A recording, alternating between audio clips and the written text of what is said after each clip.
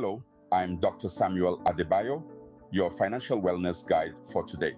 With years of experience in the field of personal finance, I've seen how people's spending habits can either make or break their financial stability. It's fascinating how often we convince ourselves that we need certain items, when in reality, they're unnecessary expenses that keep us from achieving our financial goals. Today, we're going to delve into the world of consumerism and debunk the myth of 9 items you think you need to buy. From Gourmet Coffee to brand name products, we'll uncover the truth behind these purchases and why they might be hindering your path to financial wellness. So, if you've ever wondered where all your money is going or why you can't seem to save as much as you'd like, this video is for you. Stick around till the end of this video. You wouldn't want to miss any of these important details, and don't forget to subscribe, like, and share. First on our list is Gourmet Coffee. Now, who doesn't love the aroma of freshly brewed gourmet coffee from their favorite coffee shop? It's a little luxury that many of us indulge in daily. But have you ever stopped to consider the cost of this daily indulgence? Let's do the math. Say you're paying $5 for a cup of gourmet coffee every morning. That's $35 a week, $150 a month, and a whopping $1,800 a year. And that's just for 1 cup a day. If you're a multiple cups kind of person, these numbers just skyrocket. Now consider the alternative, brewing your coffee at home.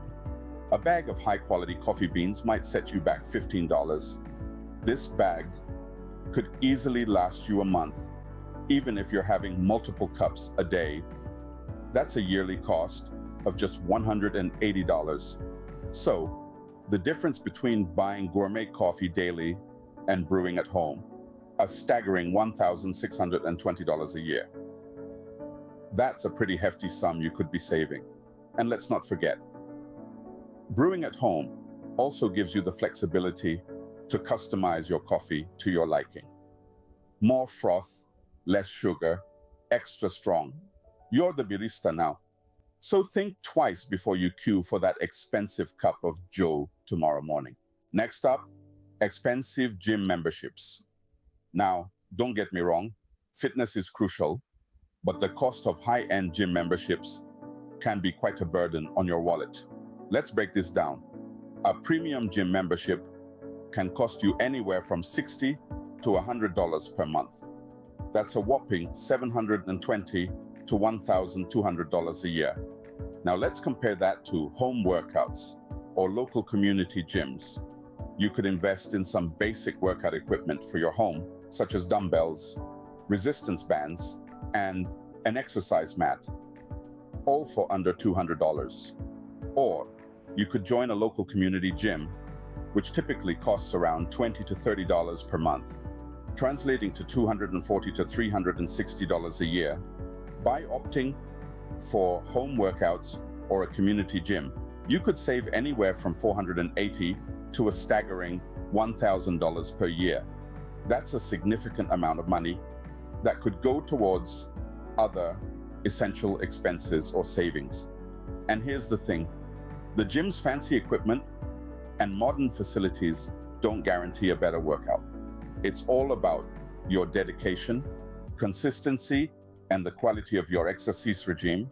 So, before you commit to that expensive gym membership, consider the alternatives. Remember, it's not about where you exercise, but how you exercise that truly matters.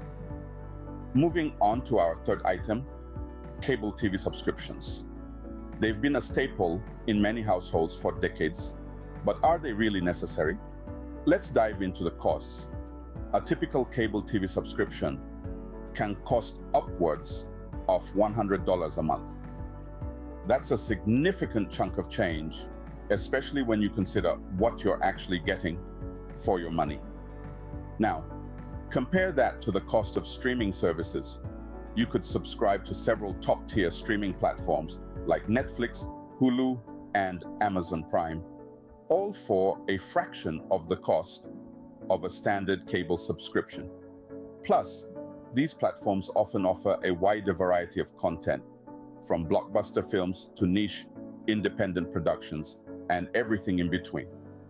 But the savings don't stop there. With cable, you're paying for a lot of channels you probably don't watch. With streaming, you pay for what you want. This flexibility can drastically reduce your monthly expenses. And let's not forget the convenience factor. Streaming services allow you to watch your favorite shows and movies on your own schedule. No need to plan around the TV guide. So, why are we still clinging to cable? Perhaps it's habit, or maybe it's the fear of missing out on live broadcasts. But with many streaming services now offering live TV options, even that argument is losing its weight. In conclusion, it's clear that cable TV subscriptions are an unnecessary expense for most people. It's time to cut the cord and save some money. Next on the list is bottled water. Now you might be wondering, what's wrong with bottled water? It's convenient, right? But let's break it down a bit. If you're buying a bottle of water a day, even at a modest $1 per bottle, that's $7 a week, $30 a month, and a staggering $360 a year. That might not seem like much in the grand scheme of things, but it adds up, especially when there are more cost-effective alternatives. Consider this, a reusable water bottle. It's a one-time purchase that can range from $10 to $30, depending on the quality and brand. If you fill this bottle up at home or at public water fountains, the cost of your hydration drops significantly. Over a year, that's a potential saving of over $300. But it's not just about the financial aspect. There's an environmental angle to consider too. By choosing a reusable water bottle over single-use plastic bottles, you're also doing your bit to reduce plastic waste. So, next time you're about to reach for that bottled water on the store shelf, think about the potential savings you could be making. And remember, it's not just about the immediate convenience, it's also about the long-term financial and environmental benefits. Stay hydrated, but also stay financially smart. Halfway through our list, we have fast fashion. Now let's talk about the undeniable allure of fast fashion. It's trendy, it's affordable, and it's everywhere. But here's the catch. Fast fashion isn't designed to last. It's made quickly, sold cheaply, and often falls apart after just a few washes. So, what's the real cost of fast fashion? Let's do a little math. If you buy a trendy top for $20 and it lasts for about 20 wears, you're spending $1 per wear. Now, compare this to a high-quality, timeless piece that might cost you $100 but lasts for over 100 wears. That's less than $1 per wear. But there's more to it than just the numbers. When you invest in quality, you're not just buying a piece of clothing. You're buying something that's been carefully designed and crafted to last. You're buying a piece of confidence that you can wear again and again without worrying about it falling apart. And let's not forget about the environmental impact of fast fashion. By choosing quality over quantity, you're also making a choice that's better for our planet. So, next time you're tempted by the latest trends, think about the real cost. Consider investing in high-quality, timeless pieces that will last. Remember, quality over quantity always wins. Now, let's talk about unnecessary tech upgrades. Picture this. You've got a smartphone, it's only a year old, and it's still in great shape. But then, the latest model hits the market. Suddenly, you're itching to ditch your perfectly good device for a shiny new one. Sound familiar? The cost of constantly upgrading tech gadgets can be staggering. Consider this. The average person upgrades their smartphone every 2 years. But let's say you decide to hold onto your device for 3 years instead. That extra year can save you hundreds of dollars. And that's just for one device. Think about all the tech you own: laptops, tablets, gaming consoles, and more. The savings could be substantial.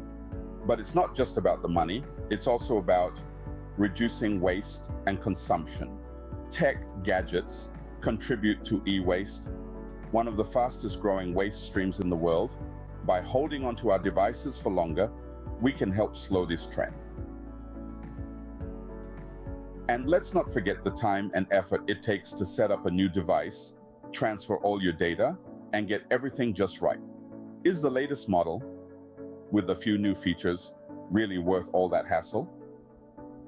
Remember, the tech industry thrives on our desire for the newest, shiniest gadgets. But more often than not, our current devices serve us just fine. Don't be lured by the latest tech. Prioritize your needs over wants. Our seventh item is prepackaged meals. Prepackaged meals, a convenience many of us can't resist. They're quick, easy, and require little to no effort. But let's take a moment to consider the cost of this convenience. Buying prepackaged meals on a regular basis can quickly add up. Now, let's compare that to the cost of cooking at home. Buying your own ingredients and preparing meals at home is significantly cheaper than constantly buying prepackaged meals. It might be a bit more time-consuming, but think about the potential savings. Let's say you spend $20 a day on prepackaged meals. That's around $600 a month. Now, if you decide to cook at home, you might spend about $300 a month on groceries. That's a potential saving of about $300 a month, or $3,600 a year. And it's not just about the money. Cooking at home allows you to control what goes into your food. You can choose fresh, healthy ingredients and avoid the high sodium, sugar, and preservatives often found in prepackaged meals. Cooking can also be a fun and therapeutic activity. You can experiment with different recipes, discover new flavors, and even invite your friends or family to join in. So, the next time you reach for that prepackaged meal, think about the potential savings and health benefits of cooking at home. Cooking at home is not just healthier, but also lighter on your wallet. Next up, brand name products. Now, let's be honest, we've all been seduced by the allure of brand names at some point. The sleek packaging, the flashy advertisements, the promise of superior quality. It's easy to fall into the trap. But here's the truth. Often, the difference between brand name products and their generic counterparts is negligible. Take, for instance, a simple product like aspirin. Whether you're buying the brand name or the generic version, the active ingredient is the same. Yet the price difference can be staggering. The brand name version may cost you up to 3 times as much as the generic one. Now multiply that difference by the number of household items you buy regularly. The savings you could make are substantial, and it's not just about the cost. It's about understanding the value of what you're buying.